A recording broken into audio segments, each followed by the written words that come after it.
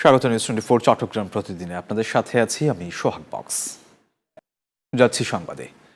বান্দরবানের নাইক্ষ্যংছড়ি ঘুমধুম সীমান্তে মাইন বিস্ফোরণে আব্দুল খালেক নামে এক রোহিঙ্গা যুবক নিহত হয়েছেন। সকালে ইউনিয়নের রেজু আমতলী সীমান্তের নো ম্যানসল্যান্ড এলাকায় এই ঘটনা ঘটে। নিহত আব্দুল খালেক উখিয়ার কোতপালং রোহিঙ্গা ক্যাম্পের বাসিন্দা। পুলিশ ও স্থানীয়রা জানায়, সীমান্তের কাছাকাছি একটি বাগানে কাজ করতে যান খালেক। সেখানে পুঁতে রাখা একটি মাইন বিস্ফোরণে গুরুতর আহত হন তিনি। উদ্ধার করে উখিয়ার কোতপালং MSF হাসপাতালে নিলে তাকে মৃত ঘোষণা করেন চিকিৎসক। সীমান্ত এলাকায় মিয়ানমার সেনাবাহিনীর পুঁতে রাখা মাইন বিস্ফোরণে এর আগেও হতাহতের ঘটনা ঘটেছে।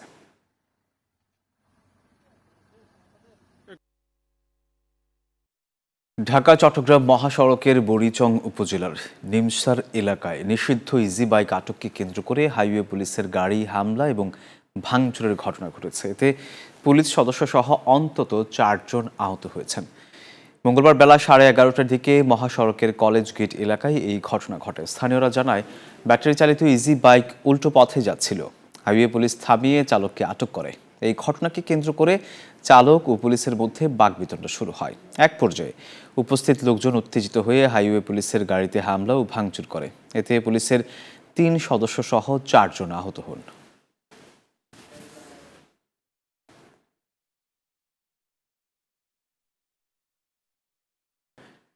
দর্শক, কুমিল্লায় ইজি বাইক আটককে কেন্দ্র করে হাইওয়ে পুলিশের গাড়িতে হামলা ও ভাঙচুরের ঘটনা ঘটেছে। আর এ নিয়ে আরও খবর জানাতে কুমিল্লা থেকে এই মুহূর্তে সরাসরি যুক্ত হচ্ছেন সহকর্মী HM মহিউদ্দিন। মহিউদ্দিন, এই ঘটনায় কি কোনো মামলা দায়ের হয়েছে কিনা এবং পুলিশ কি বলছে জানাবেন আমাদের।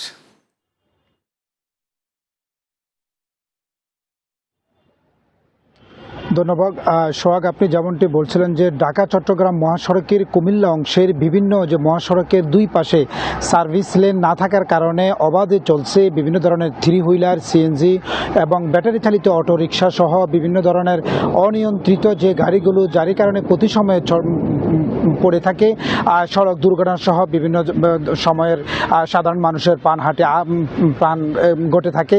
আজকেও কুমিল্লা এই নাজিরা বাজার থেকে নিমসার বাজার পর্যন্ত দীর্ঘ সময় যানজট লেগে থাকে। এই কুমিল্লা ময়নামতি হাইওয়ে পুলিশ যখন এই যানজটের যে নির্দিষ্ট কোথায় গিয়ে এই যানজটটি লেগেছে সেটির যখন তারা খোঁজ নিতে যায়, পরবর্তী দেখে যে ওইখানে নিমসার বাজার এলাকাতে উল্টো পথে, যেখানে ব্যাটারি চালিত অটোরিকশা এবং ভ্যান গাড়ি সহ তারা উল্টো পথে জ্যাম লেগে আছে। এই বিষয়টি নিয়ে যখন হাইওয়ে পুলিশ তাদেরকে এই বিষয়টি যখন তাদেরকে জানতে চায়, তার ঠিকানা জানতে চায়, তখনই সেখানের যে স্থানীয় যে CNG এবং এই যে মিশুক যারা অটোরিকশা অবৈধ যে যানবাহন রয়েছে তারা তাদের প্রতি চড়াও হয় এবং তাদের প্রতি এটি হামলা চালায়। ওই সময়ের মধ্যে হাইওয়ে পুলিশে তাদেরকে আত্মরক্ষার জন্য সরিয়ে গেলে তার যে গাড়িটি রয়েছে সেই গাড়িটির উপরে হামলা চালায়। আমি যদি একটু দেখাই, এই মুহূর্তে কুমিল্লা ময়নামতি যে হাইওয়ে ক্রসিংয়ের যে গাড়িটি রয়েছে, যারা এই গাড়িটিতে করে তারা ডিউটি করে রাত দিন, সেই গাড়িটিকে এই CNG এবং মিশুক সহ যে সাধারণ যে এখানের সিন্ডিকেটগুলো রয়েছে যারা মহাসড়কে দাবিয়ে বেড়াচ্ছে এবং তাদের কোনো নিয়ম নীতি কিছু না মেনেই তারা এদেরকে বাধাগ্রস্ত তারা মনে করছে। এই বাধাগ্রস্ত হয়ে থাকার কারণেই কিন্তু পুলিশ যখন তাদেরকে এগুলো নিষেধাজ্ঞা করে তখন তারা এই গাড়িটির উপরে ভাঙচুর করে এবং এই গাড়ির বিভিন্ন যন্ত্রাংশ সহ তারা ছিনিয়ে নেয়। পরবর্তী সময় এই গাড়িটি ভাঙচুরের পরে যারা যারা এটা লোকজন ছিল তারা এটার মধ্যে দাঁড়িয়ে উল্লাস করেন এবং তারা বিভিন্ন ধরনের ভাষা, অকথ্য ভাষা গালিগালাজও করেন। পরবর্তী সময় পুলিশ এই ঘটনার পিছনে যে যারা জড়িত ছিল তাদেরকে ভিডিও ফুটেজ দেখে একজনকে আটক করেছেন এবং ইতিপূর্বে কুমিল্লা বুড়িচং উপজেলাতে, বুড়িচং থানাতে তাদের নামে আইনগত ব্যবস্থা নিয়ে মামলা দেওয়া হচ্ছে। তো এই ছিল কুমিল্লা মহাসড়কের আজকে পুলিশের এই গাড়ির হামলার সর্বশেষ। চলে যাচ্ছি স্টুডিওতে। চট্টগ্রামের বাকুলিয়ায় 4 বছরের শিশু ধর্ষণ মামলায় একমাত্র অভিযুক্ত মনির হোসেনের বিরুদ্ধে অভিযোগ গঠন করেছেন আদালত। শিশু সহিংসতা দমন ট্রাইব্যুনাল চট্টগ্রাম মহানগরের বিচারক সৈয়দা হাফসা ঝুমা শুনানি শেষে মনির হোসেনকে একমাত্র আসামি করে অভিযোগ গঠনের আদেশ দিয়েছেন। মামলাটির দ্রুত নিষ্পত্তির লক্ষ্যে বুধবার 13 সাক্ষীর মধ্যে 9 জনকে আদালতে হাজির হওয়ার জন্য সমন জারি করা হয়েছে। আসামি পক্ষের অব্যাহতির আবেদন খারিজ করে আদালত সাক্ষ্য গ্রহণের নির্দেশ দেন। কুমিল্লা ভিক্টোরিয়া সরকারি কলেজের শিক্ষার্থী সোহাগী জাহান তনু হত্যায় পলাতক 2 আসামির বিরুদ্ধে ইন্টারপোলের রেড নোটিশের নির্দেশ দিয়েছেন আদালত। বিকেলে কুমিল্লার সিনিয়র জুডিশিয়াল ম্যাজিস্ট্রেট আদালতের বিচারক মুমিনুল হক এই আদেশ দেন। এর আগে হত্যা মামলায় সাবেক 2 সেনা সদস্যের বিরুদ্ধে গ্রেপ্তারি পরোয়ানা জারি করেন আদালত। মামলার নথি থেকে জানা যায়, যাদের বিরুদ্ধে গ্রেপ্তারি পরোয়ানা জারি হয়েছে তারা হলেন সাবেক সেনা সদস্য সার্জেন্ট জাহিদুজ্জামান এবং সৈনিক শাহিন আলম। তনু হত্যাকাণ্ডের সময় তারা কুমিল্লা সেনানিবাসে কর্মরত ছিলেন। কক্সবাজারের নবগঠিত মাতামুহুরী উপজেলায় ডাকাতির পর এক গৃহবধূ ও তাঁর কিশোরী মেয়েকে সংঘবদ্ধ ধর্ষণের অভিযোগে 6 জনকে আটক করেছে পুলিশ। পুলিশ জানায়, প্রাথমিকভাবে এই ঘটনায় 10 জন জড়িত থাকার তথ্য পাওয়া গেছে। বাকিদের গ্রেপ্তারে বিশেষ অভিযান পরিচালিত হচ্ছে বলেও জানায় পুলিশ। এর আগে সোমবার রাত 2:30টার দিকে উপজেলার পূর্ব বড় ভেওলা ইউনিয়নে 10-12 জনের একটি সশস্ত্র দল বাড়ির জানালার গ্রিল কেটে ভেতরে প্রবেশ করে। এ সময় মা ও তার 10ম শ্রেণীতে পড়ুয়া মেয়েকে ধর্ষণ করে নগদ অর্থ ও স্বর্ণালঙ্কার সহ মূল্যবান মালামাল নিয়ে পালিয়ে যায় দুর্বৃত্তরা। বিশ্বের 11টি স্যাটেলাইটের সঙ্গে সরাসরি সংযোগ স্থাপন করে দেশের সমুদ্র সীমার নিজস্ব তথ্য ভাণ্ডার গড়ে তুলতে চট্টগ্রাম বিশ্ববিদ্যালয়ে স্থাপন করা হয়েছে দেশের প্রথম ওশান গ্রাউন্ড স্যাটেলাইট স্টেশন। এর আনুষ্ঠানিক উদ্বোধনের মধ্য দিয়ে সমুদ্র পর্যবেক্ষণ, গবেষণা ও তথ্য ব্যবস্থাপনায় যুক্ত হলো নতুন মাত্রা। নয়ন বড়ুয়া জয়ের তথ্যচিত্র ডেস্ক রিপোর্ট। বাংলাদেশের 1,18,000 বর্গ কিলোমিটার সমুদ্র সীমা।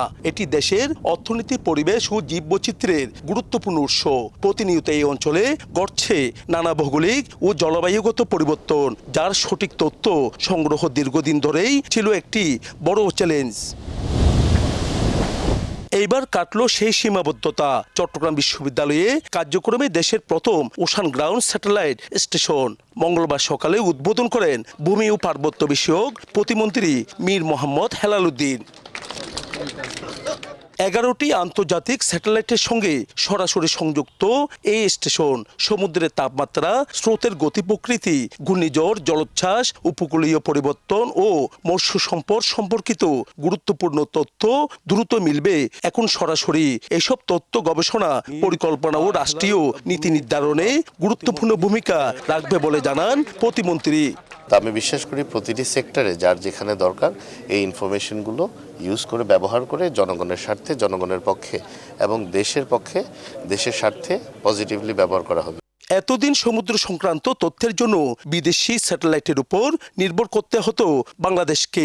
পেতে সময় লাগতো 20 ঘন্টারও বেশি। নতুন এই স্টেশন চালুর ফলে সেই তথ্য পাওয়া যাবে মাত্র 20 মিনিটে। ওশানোগ্রাফির ইম্পর্টেন্সটাকে বিবেচনায় নিয়ে আরও বেশি গবেষণা এবং পঠন পাঠন পদ্ধতির মধ্যে তারা যাতে সম্পৃক্ত হন। চট্টগ্রাম বিশ্ববিদ্যালয়ের নয়ততা বাংলাদেশের সমস্ত বিশ্ববিদ্যালয়ের ছাত্রছাত্রী এবং যারা এই রিলেটেড গবেষণা করে তারা অনেক বেশি উপকৃত হবে। বিশ্ববিদ্যালয়ে এমন উদ্যোগকে স্বাগত জানান শিক্ষার্থীরাও। ওশানোগ্রাফি রিলেটেড যে গবেষণা আছে সেই গবেষণাগুলো অনেক স্মুথলি আমরা করতে পারবো। গবেষণার যে পরিবেশটা, লজিস্টিক্সটা এটা ব্যাপকভাবে তৈরি করে দেবে, যার মাধ্যমে শিক্ষার্থীরা আপনার গবেষণা অংশগ্রহণ করতে পারবে। সংশ্লিষ্টদের মতে শুধু দুর্যোগের পূর্বাভাস নয়, মহাকাশ থেকে পাওয়া তথ্য দেশের নীল অর্থনীতি, সামুদ্রিক সম্পদ ব্যবস্থাপনা এবং টেকসই উন্নয়নেও গুরুত্বপূর্ণ অবদান রাখবে। নয়ন বড়ুয়া জয়, নিউজ 24, চট্টগ্রাম। দীর্ঘদিন ধরে রাষ্ট্রের ভেতর রাষ্ট্র হিসেবে পরিচিত চট্টগ্রামের সীতাকুণ্ডের জঙ্গল সলিমপুর এলাকাকে স্থায়ীভাবে প্রশাসনের নিয়ন্ত্রণে আনতে বড় উদ্যোগ নিয়েছে সরকার। সরকারের উচ্চ পর্যায়ের নির্দেশনায় বাংলাদেশ সেনাবাহিনী শুরু করেছে সড়ক নির্মাণ কাজ। সড়ক যোগাযোগের মাধ্যমে বদলে যাবে এলাকার শিক্ষা, স্বাস্থ্য ও জীবনযাত্রার চিত্র, এমন আশা স্থানীয়দের। রতন দাসের ছবিতে আকরাম হোসেনের রিপোর্ট।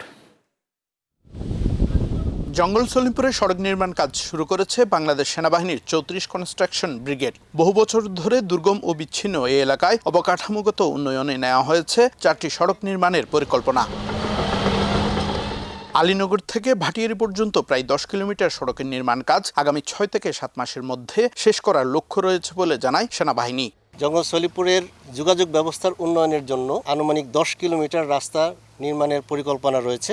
সম্পূর্ণ প্রজেক্টটি বাস্তবায়ন করতে 6 থেকে 7 মাসের মধ্যে ইনশাল্লাহ করা সম্ভব। এছাড়া ছিন্নমূল এলাকা থেকে আলীনগর উচ্চ বিদ্যালয়, আলীনগর টেক্সটাইল হয়ে ঢাকা চট্টগ্রাম মহাসড়ক, ভাটিয়ারি বালুছড়া লিং রুট হয়ে চট্টগ্রাম খাগড়াছড়ি মহাসড়ক এবং জঙ্গল সলিমপুরের অভ্যন্তরে আরও একটি সড়ক নির্মাণ করা হবে। আলীনগর স্কুল থেকে ভাটিয়ারি হাটহাজারী লিংক রোডের 3 নম্বর বাজার সংলগ্ন এলাকায় গিয়ে সংযুক্ত হবে।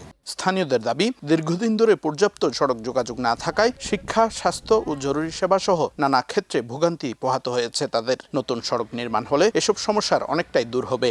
আগে আমরা জঙ্গল ছিল, চিকন একটা রাস্তা ছিল, যাওয়া আসা করতাম, আমাদের খুব কষ্ট হতো। রাস্তা এখন ঘরের সামনে হলে সবার জন্যই ভালো, শুধু আমাদের কেন পুরো এলাকারই ভালো। আগে পায়ে হেঁটে যেতাম, বৃষ্টি হতো, রাধা কাদা হতো, এরকম ঝামেলা হতো। এখন যদি গাড়ি আসা যাওয়া করে তো আমরা গাড়িতে করে যেতে পারবো, সময়টা বাঁচাতে পারবো। একসময় আলোচিত ছিল সন্ত্রাস ও দখল নিয়ে, আর এখন আলোচনায় উন্নয়ন। জঙ্গল সলিমপুরের সেই বদলে যাওয়ার অন্যতম চিত্র এই সড়ক নির্মাণ কাজ। চট্টগ্রামের জঙ্গল সলিমপুর থেকে Akram Hossain, news 24। Chittagong medical college হাসপাতাল এলাকায় অ্যাম্বুলেন্স সেবার মান উন্নয়নের লক্ষ্যে অ্যাম্বুলেন্সগুলোর ফিটনেস পরীক্ষা কার্যক্রম অনুষ্ঠিত হয়েছে। মঙ্গলবার সকালে এই কার্যক্রমের সার্বিক ব্যবস্থা পর্যবেক্ষণ করেন চট্টগ্রাম সিটি কর্পোরেশনের mayor doctor Shahadat Hossain. Mayor বলেন, চট্টগ্রাম মেডিকেল কলেজ হাসপাতালের ইতিহাসে এই প্রথমবার অ্যাম্বুলেন্সগুলোর ফিটনেস পরীক্ষা করা হচ্ছে।